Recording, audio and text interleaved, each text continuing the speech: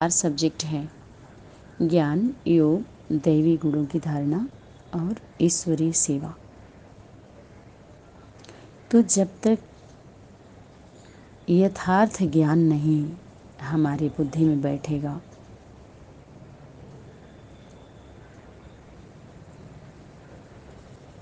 जिस ज्ञान की हमें ज़रूरत है, हम कहते हैं हे प्रभु आनंद दाता, ज्ञान हमको दीजिए।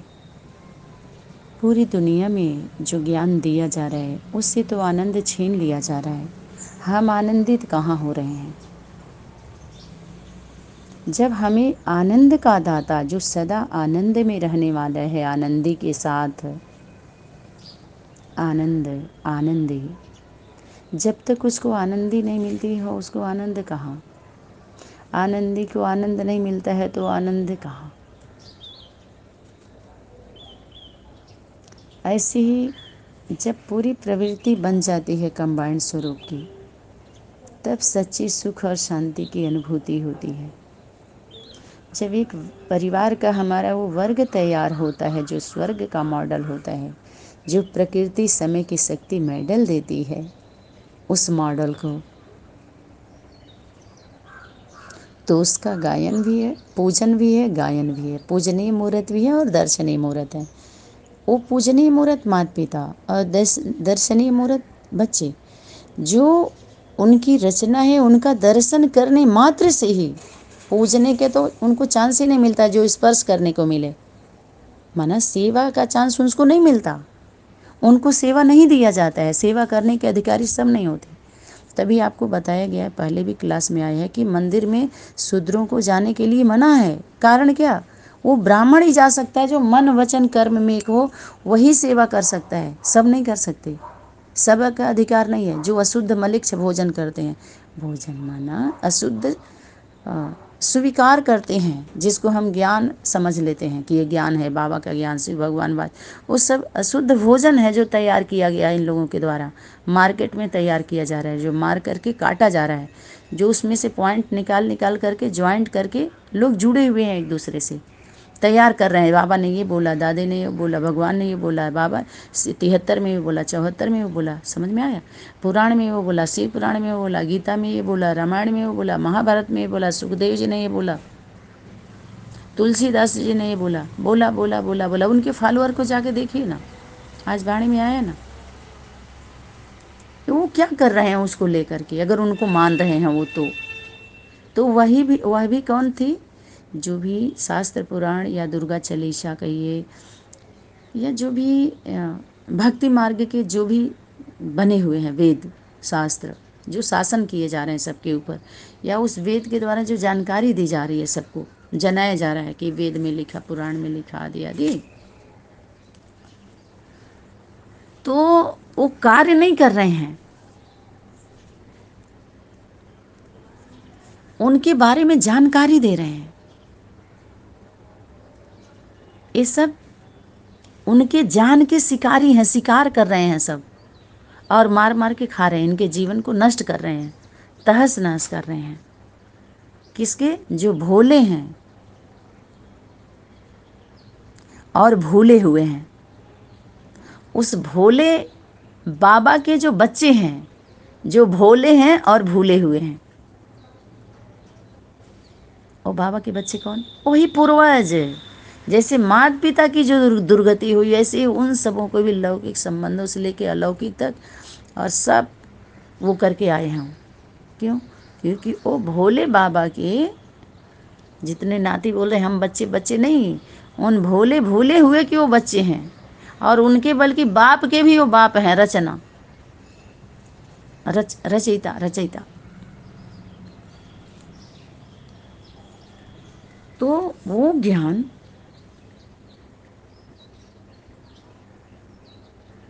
जिससे गति होती है, गति और सदगति, हीलिंग होती है, मन जीवन भी रहता है और उससे मुक्त भी रहते हैं दुख दर्दों से। यही तो चाहते हैं, सदगति। तो उनको नहीं मिलता सेवा का चांस। समझ में आया? गवर्नमेंट जॉब सबको नहीं मिलती है ना। क्योंकि उस ज्ञान से वो जुड़ते ही नहीं है। जब Hira Lal and sons company है तो उस कंपनी में जब उससे जुड़ेंगे उस ज्ञान से, तब तो मिलेगा वो सेवा का चांस। गीता के तभी तो शक्ति बोली आगे चल करके सेवा की विधि चेंज हो जाएगी। इस तरह की सेवा नहीं होगी जैसे ये लोग सेवा करवा रहे हैं। और सारे आधार जो आधार लेकर के सेवा कर रहे हैं वो उधार का आधार है। क्यों? क्योंकि उस शक्ति के साथ वो ईमानदार नहीं है तो क्या चढ़ता है? कर्ज। उधार माने कर्ज, बोझा। इसलिए ये उड़ान नहीं भर सकते, इनको पैदल ही चलना होता है। इनको न तो साइकिल मिलता है, न तो गाड़ी मिलती है, न तो लिफ्ट मिलता है। रॉकेट लिफ्ट की तो बात ही छोड़ दीजिए, सीढ़ी पर भी नहीं, सीढ़ी ही नहीं मिलती जो चढ़ भी सकें। ये तो अपने बनाई हुई सीढ़ी पर चढ़ रहे हैं और चढ़ा दिए सबको। लेकिन एक एक पौड़ी की जो सीढ़ी है ये पढ़ करके नहीं, ये कर्मों की सीढ़ी है जी। ये पौड़ी पढ़ने वालों के लिए, इस पौड़ी पर नहीं पौड़ी पौड़ी चढ़ते जाओ, जय माता दी करते जाओ, जय माता दी जय माता दी। अभी तक बोल रहे हमने दी, हमने दी, उसने दी, उसने दी, इसने दी, उसने दी, हमने दी। लेकिन वहाँ पर क्या बोलेंगे? हर कदम पर माता ने दी, माँ ने दी, माँ ने दी, जय माता दी जय माता दी। क्यों जय जय क्यों करते हैं? क्योंकि वो विजय के साथ उनकी जय जय होगी ही तब जब जय जय जय जय बोलेंगे। माता के साथ माता की जय, भारत माता की जय। उस विजय के साथ जब रहेंगे तब उनकी जय हो जाती है। लेकिन विजय सबकी नहीं होती, सदा विजय।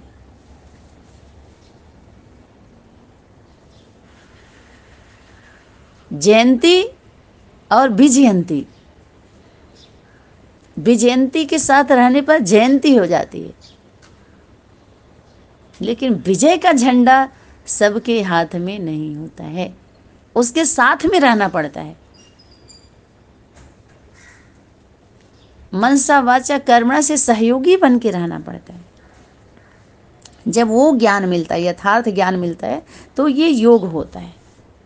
मनसा वाचा कर्मणा संबंध संपर्क से योग और सहयोग देते हैं। तो जब सहयोगी रहते हैं तो योग ऑटोमेटिकली लगता है। और दैवी गुणों की धारणा, जो दैवी है, देवी देवी, और ये दैवी बच्चे हैं, देवी और आदि देव आदि देवी के देवी देवी देवता वाले बच्चे हैं। ये दैवी गुण इनके अंदर कैसे रहता है? जन्मते ही इनके अंदर आ जाता है। जन्म लेते हैं ना तो अन्न का, संग का प्रभाव पड़ता है ना, क्योंकि उन्हीं का भोजन, माँ के ही हाथ का भोजन करते हैं। इधर उधर का भोजन नहीं स्वीकार करते, इनके द्वारा इनके द्वारा। और जो इधर उधर का स्लोगन का गन जो चला रहे हैं सभी, या आज का विचार ये वो जो सारा, वो सभी सनातनी विद्यालय में, सनातनी परिवार में केंद्र पर माँ ला के रिफाइन किया जाता है, उसको शुद्ध स्वच्छ बनाया जाता है, गंगा जल से धोया जाता है, पवित्र किया जाता है उसको, उसके बुद्धि से स्पर्श होता है, उसके सन्मुख आता है। कहते हैं ना थोड़ा सा टच कर दीजिए, थोड़ा सा इस पर प्रकाश डाल दीजिए, तब पवित्र होता है, तब पवित्र बुद्धि में सबके बैठता है, तब वो सही से कार्य करते हैं। ये नहीं कि सुन सुना करके अच्छा अच्छा इस प्लेन दे करके आप उड़ान जहाज उड़ान भर लीजिए अपना, ठीक है। तो ये जो दैवी गुण होते हैं, तो दैवी गुण में क्या होती है? अगर शक्ति नहीं आ रही है तो समझो वो दैवी गुण नहीं है, वो चोरी किया गया है। चोरी माना ये मजदूरी ईमानदारी से नहीं करते, चोरी कर लेते हैं। समझ में आ? जिसको मजदूर नहीं बोलते हैं, तो मजदूर करके ले तो ठीक है, लेकिन कार्य उसको दिया कौन है जो कार्य कर रहा है या किया या लिया? तो ईमानदार अगर कोई कंपनी में कार्य करता है, अगर मैनेजर के साथ, उसको क्या मालिक के साथ ईमानदार नहीं, वो मैनेजर के साथ ईमानदार रहे, और मालिक के साथ मैनेजर ईमानदार रहे। ये सिस्टम है। माता पिता के साथ नाती पोता ईमानदार हो ना हो, लेकिन माता पिता के बच्चे जो नाती पोता के माता पिता हैं वो ईमानदार हो तो सिस्टम सही रहेगा। अगर वो ईमानदार नहीं होते हैं तो सिस्टम सारा बिगड़ जाता है। इसलिए जो कंपनी में जो कर्मचारी कहिए या जो भी उसमें के लेबर पार्टी मजदूर जो भी है, तो अगर कर्मचारी के साथ ऊपर अधिकारी होता है, और जो कंपनी में कार्य होता है वो तो ऑफिस में होता है, तो कर्मचारी के साथ अधिकारी, कंपनी में होता है तो मैनेजर के साथ मजदूर होता है, उसको लेबर भी कह सकते हैं। तो उसको उसके साथ ईमानदार होना, मैनेजर के साथ, ना कि मालिक के साथ ईमानदारी दिखाए। समझ में आया? क्योंकि उसके द्वारा जो रखा हुआ है उसके बारे में अगर कोई दिक्कत हो रही है तो आप सूचना दे दीजिए, सूचना के जैसे इशारा दे दीजिए, ये फर्ज है आपका। कंपनी में जो माता पिता के द्वारा जो नियुक्त की गई निमित्त आत्माएं हैं, उनके द्वारा कुछ गलती होती है तो केंद्र पर, अगर आप असंतुष्ट होते हैं, कोई दिक्कत है, तो केंद्र पर आप शिकायत पत्र दे दीजिए बस, कि ऐसे ऐसे इशारा कर सकते हैं, और किसी से नहीं। अगर और किसी से कर दिए तो आप खुद ईमानदार नहीं हो, क्योंकि उनके साथ आपको ईमानदार रहने के लिए बोला गया है। अपनी कंप्लेन आप ऊपर दे सकते हैं, नीचे नीचे में नहीं दिया जाता है, तो इससे गंदगी फैलती है, तो सफाई कौन करेगा? ये दैवी गुण में नहीं आता है, ये आसुरी गुण में आता है। दैवी गुण का सिर्फ लेबल लगाया जाता है अपने टेबल पर, जो श्रीमत का लेबल लगा करके, दैवी गुण का लेबल लगा करके जो लोग बेचते हैं, या जो कनेक्शन दिया है, केबल बिछाया है चारों तरफ, सप्लाई दे रहे हैं लाइट माइट का, पकड़े तो जाएंगे ना, वो पकड़े जा रहे हैं कि नहीं जा रहे हैं सनातनी यज्ञ माता के द्वारा। तो ये दैवी गुणों की धारणा जो है अपने जीवन में जब तक धारणा नहीं हुई तब तक ईश्वरी के नज़दीक आके आप सेवा नहीं कर सकते। वो सेवा का चांस सबको मिलता ही नहीं है। अपने घर वालों का ही सेवा कर लो, वही बहुत है, इतना कुछ लेके। हाँ, आप सहयोगी बन सकते हैं। सहयोग में और सेवा में भी अंतर है। जैसे जो सेवाधारी आपके घर वाले हैं, जिनके अंदर विशेषता है, उनका सहयोग करो, विरोध ना करो, अवरोध पैदा ना करो। हर एक सनातनी परिवार से जुड़े हुए भाई बहनें, पुत्र पुत्री, कुमार कुमारी, अधर कुमार, उनके परिवार वाले से यज्ञ माता का विनम्र निवेदन है, रिक्वेस्ट है कि जो भी सहयोगी आत्माएं हैं सनातन धर्म के, आप खुद सहयोगी बनिए, नहीं तो आप मुक्त नहीं हो सकते। धीरे धीरे क्या होगा आप समझ सकते हैं। अगर आपका पिता या भाई या माता, कोई भी अगर युद्ध के मैदान में है, समझिए देश रक्षा के लिए, सुरक्षा के लिए अगर उसकी ड्यूटी है, और घर के लोग लड़ते हैं कि तुम्हें नहीं जाना है, माना लड़ाई लड़ते हैं किसी भी प्रकार का, तो लड़ाई लड़ते हैं तो क्या होता है? अच्छा माना जाता है कि देशद्रोही कहा जाता है। भले जो सैनिक है उसका पत्नी हो, उसकी पत्नी हो, पुत्र हो, बच्चे हो, कोई भी हो, उसको देशद्रोही माना जाता है ना। देश में रह करके और देश सेवा के लिए जो समर्पित है, आप अवरोध कर रहे हो, तो देश की रक्षा में आप सहयोग कहाँ दे रहे हो? इसलिए देश में जीने का, रहने का आपका अधिकार नहीं है। समझ में आया? ऐसे ही आध्यात्मिक क्षेत्र में भी जो इस तरह के सेवाधारी सहयोगी आत्माएं हैं, जो लंबे समय से तपस्या करके, जिनके अंदर ज्ञान गुण विशेषता है, शक्ति है, उसको केंद्र पर सहयोग नहीं करने दे रहे हैं, विरोध कर रहे हैं, और लोगों का उदाहरण दे करके या विरोध करके, ऐसे वैसे जैसे तैसे का लड़ाई लड़ रहे हैं, बिना वजह का अवरोध पैदा कर रहे हैं, छुपा रहे हैं, ये भी केंद्र का सहयोग नहीं मिलने वाला इनको। ऐसे तो जो उनके घर के लोग जो सेना में सेवा करते हैं, सहयोगी बनते हैं, तो घर की पूरी जिम्मेवारी गवर्नमेंट उठाती है उनकी। भले ही अभी उतना सहयोग नहीं हो पा रहा, अभी केंद्र में किया ही क्या किसने, जो कितना सहयोग चाहिए किसको?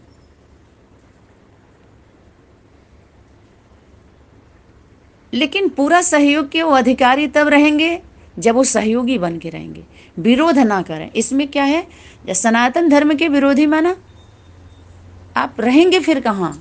जब केंद्र पर केंद्र सरकार को अगर विपक्ष पार्टी गाली देती हैं, विरोध करती हैं, तो उनका अधिकार है देश में रहने का।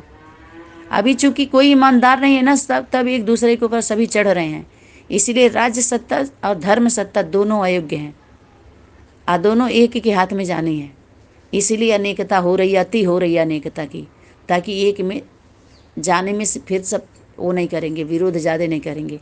तो हम सभी के घर वालों को सहयोगी बनना चाहिए, सहयोग करना चाहिए। इसमें आप अपने को छुपाने के लिए दुनिया भर का लिस्ट बनाए सभी लोग, तो अभी लास्ट समय में उस लिस्ट पर कौन सुनवाई करेगा, कितना ध्यान देंगे लोग। तो ये धारणा जब तक नहीं होगी, इन दैवी गुणों की धारणा नहीं रहेगी, उससे यथार्थ ज्ञान ज्ञान से जुड़ेंगे नहीं, जुगाड़ लगाएंगे, जोड़ घटाना लगाएंगे, कंबाइंड नहीं होंगे, जिसको बोलते हैं योग, बुद्धि से योग हमेशा स्मृति रहे तो समर्थी आती जाएगी, स्मृति रही नहीं रही तो समर्थी नहीं आएगी, विस्मृति में चले जाएंगे, कमजोर हो जाएंगे। माने कनेक्शन कटा तो लाइट वाइट दोनों कहाँ आएगी, आप बताइए। स्थूल में ऐसे है तो अध्यात्म में भी ऐसे है।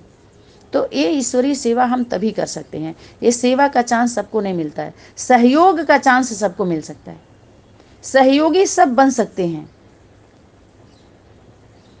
लेकिन इस तरह का सेवा का चांस बहुत कम लोगों को मिलता है, समझ में। और उस सेवाधारी का अगर किसी के घर से वो सब तरह की आत्माएं निकल रही हैं तो वो अपना भाग्य नहीं सौभाग्य मनाएं, और सब आत्माओं का भाग्य है जो जिसका अहो सौभाग्य के साथ जुड़ती हैं।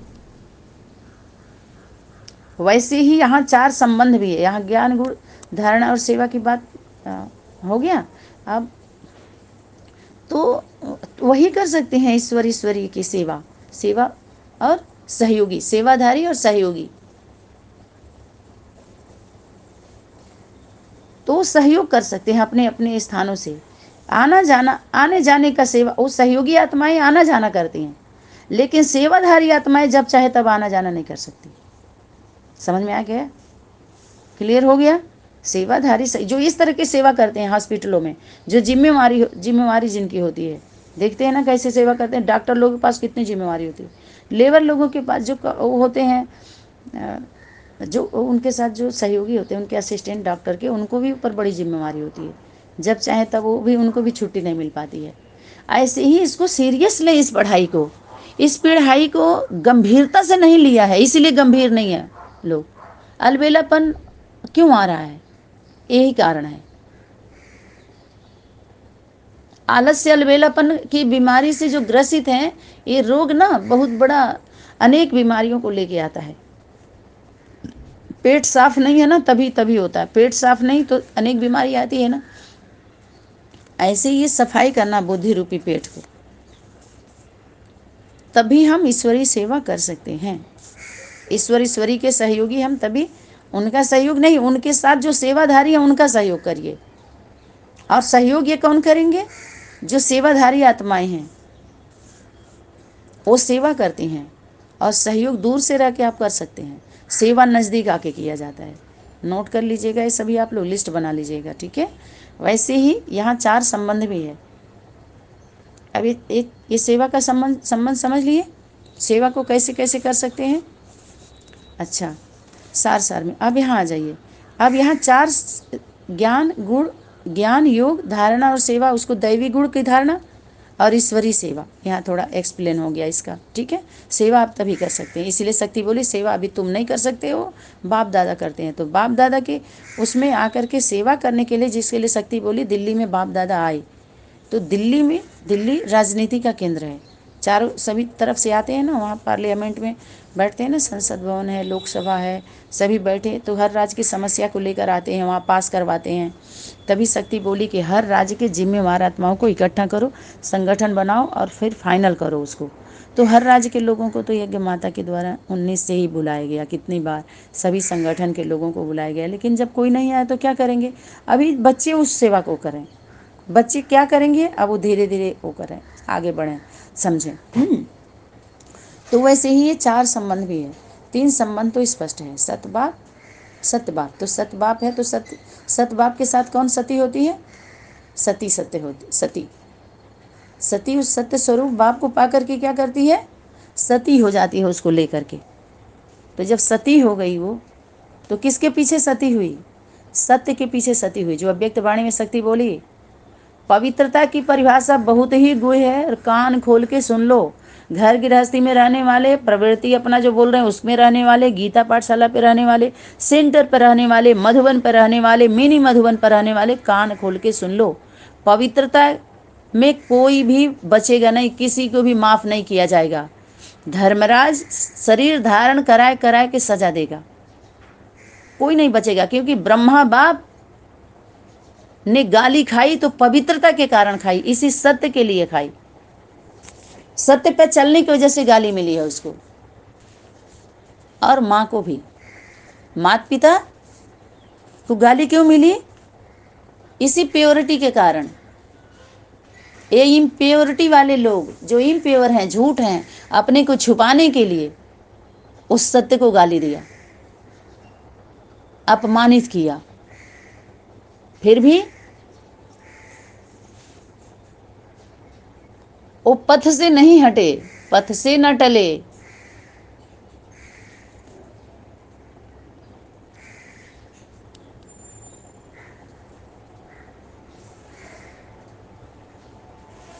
वो अटल रहे। तो सत्य बाप और सत्य शिक्षक है। वो सत्य शिक्षा किसको देता है? गीता माता को।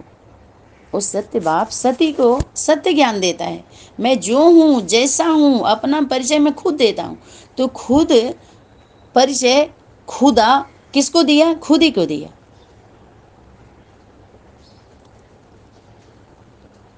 और बच्चों को जो मिला गीता ज्ञान तो माँ देती है। इसीलिए शक्ति बोली माता को गुरु बनाना। न तो कन्या स्वरूप को जो बूढ़ी होने के बाद दादी कही जाए, नहीं, उसको प्रैक्टिकल अनुभव नहीं है घर गृहस्थ का। और एक गृहस्थी का ज्ञान है गृहस्थी वालों के लिए। गृहस्थी वाले ही तो बाहरी दुनिया में भी जा रहे हैं।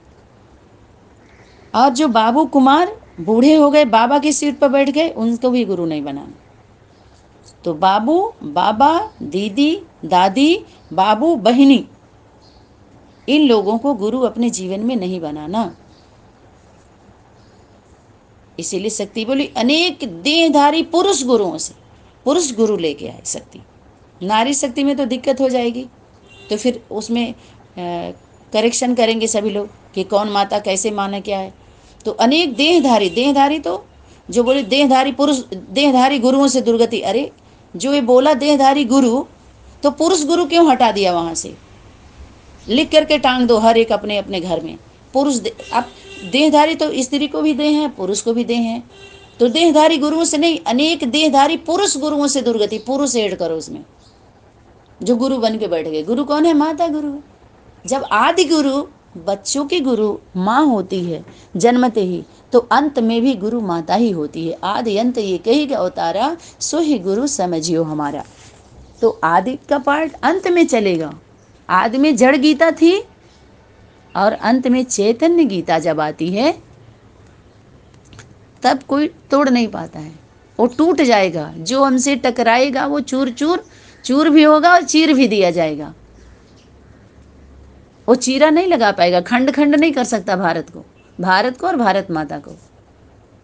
क्योंकि भारत माता चैतन्य, कड़ कड़ छड़ छड़ का जब पता चलता है उसको, चेतना आ जाती है, उसके रोम रोम में चैतन्यता आ जाती है।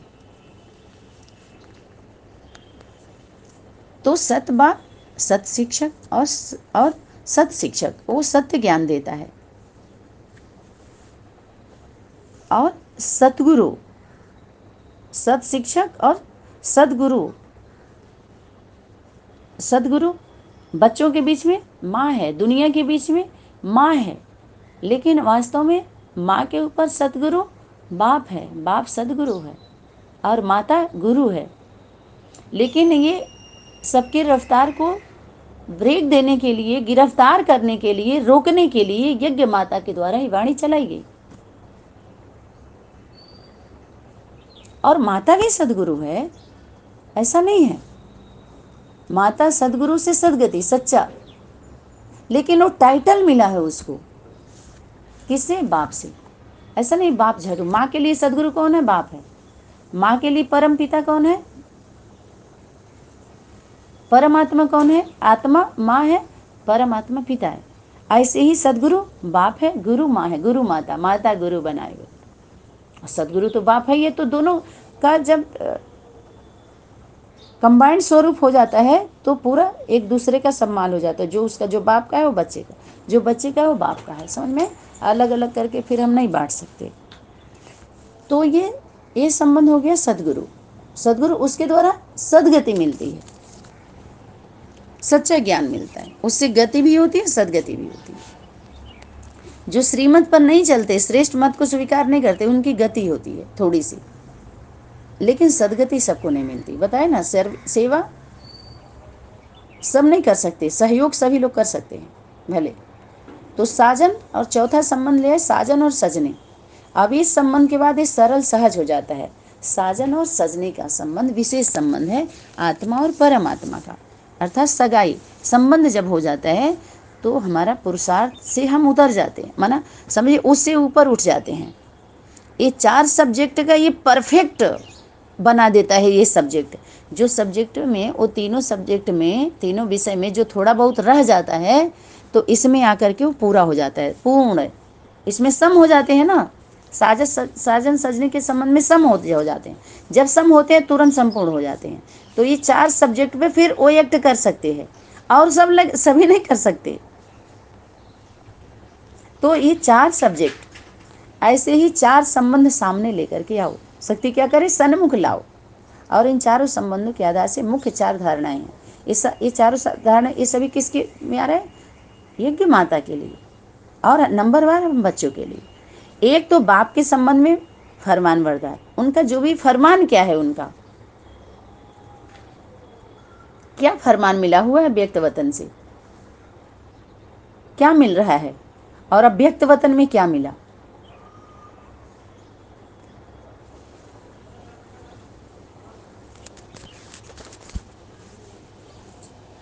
बाप बाप के संबंध में, बाप के संबंध से बाप का स्वरूप धारण कर नंबरवार वर्षे के अधिकारी बच्चों को देखते हैं कि हमारे प्रॉपर्टी का अधिकारी कौन। तो उसको कौन मिलती है? माँ। पहला पुत्र, पहली पुत्री, पहला पहला सब कुछ, और माँ के लिए बाप का।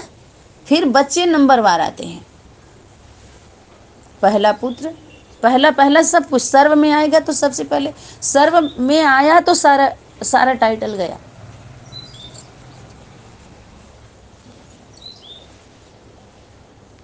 तो नंबरवार किसको देखते हैं? वर्ष के अधिकारी की, हमारी प्रॉपर्टी का अधिकारी कौन। तो इसलिए ज्ञान का कलश किसको दे दिया? माँ को। तो उस कलश में सब कुछ है।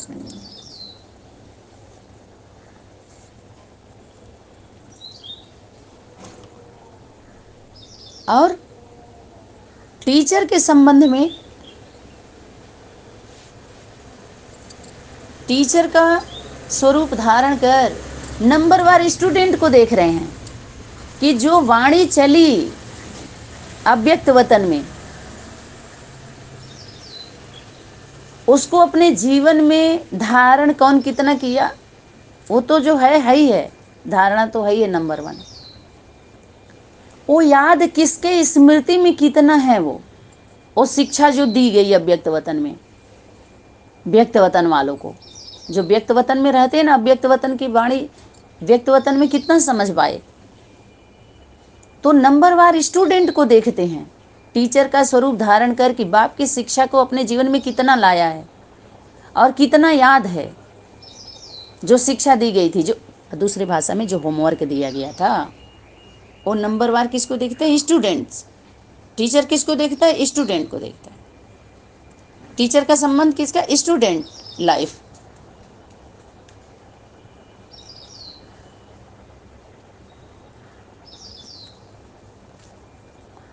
और सतगुरु के संबंध में, सतगुरु का स्वरूप धारण कर नंबरवार फॉलोअर को देखते हैं कि कितना उसको फॉलो कर रहे हैं। जो वाणी आ रही है उनके ऊपर, एक तो ये वाणी कितना फॉलो कर रहे हैं, उनके फरमान को मानने वाले, जो जो आज्ञा दी जा रही है श्रीमत पर, उसको जीवन में ला के चलने वाले कौन। और जो बोलते सतगुरु का बुलावा माने काल का बुलावा, तो जो डायरेक्शन मिले उस पर चलने वाले कितने हैं। आर्डर तो आर्डर, जब आर्डर मिले उस पर चलने वाले, क्यों क्या का क्वेश्चन नहीं, कब कितने बजे कैसे, ये सब कुछ भी नहीं, बस निकलना है, आना है। बताए ना, सतगुरु का बुलावा माना काल का बुलावा।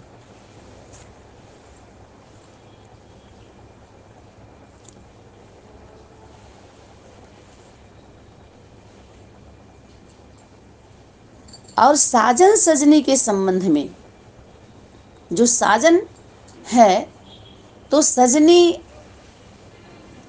के संबंध में कितना वो संबंध, कौन कौन से संबंध निभा रही है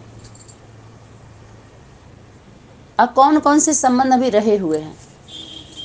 सर्व संबंध है ना, तो क्या सर्व संबंधों में ये इसी में ले लीजिए तो वैसे सब आ जाएगा। तो जिसका ये सभी में जो राउंड लगा लेगा,